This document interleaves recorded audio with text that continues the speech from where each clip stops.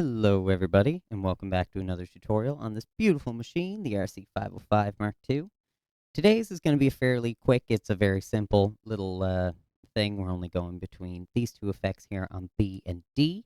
Both of them are step slicers, but this is a way to cut up one bass pattern to get two very distinct feels.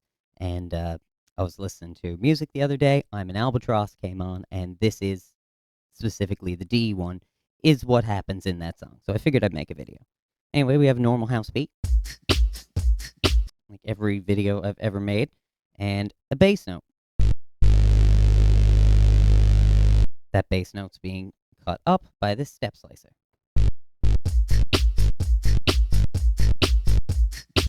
So you can see we just have the bass hitting on the upbeat directly in between your kick and your snare. Now, the feel that we have on D is called a swung feel, and this is what I wanted to make the video about.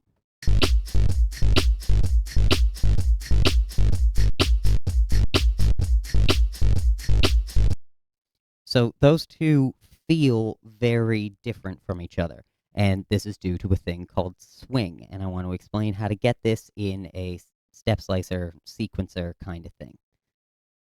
So on B here, to get your bass note just hitting on the upbeat and sound normal, I'll remind you, that you just need to split it into eighth notes, and only two of them. So the first eighth note is when the kick hits, and the second eighth note is going to be when the bass hits. So we mute the level of the first one, and we put the second one.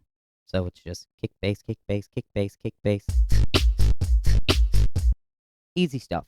Now, to get the swing feel, which I love, sounds really good in like Melbourne bounce and stuff, we need to split into triplets. And this is something, if you don't know what it is, you might do it a couple of times and be like, this is friggin' weird, I don't know how to use it. But the best way to use it for bass, if you're gonna do this, use 8 triplets and a step max of 3, not 4 or 8 or something, because then your grid goes all wonky and weird. So you want to have some multiple of 3. We're going to just use 3. Set the length to whatever you want. That's kind of taste. But over here on the level, we're muting the first 2 notes, and we're playing the third. So it's kick, rest, bass, kick, rest, bass, kick, rest, bass.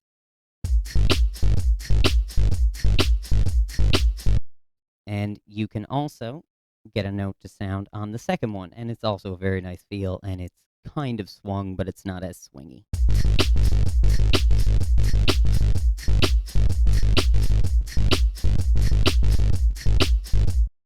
And you can do that too, actually. I never thought of that until right now. That's kind of cool, and I might do that.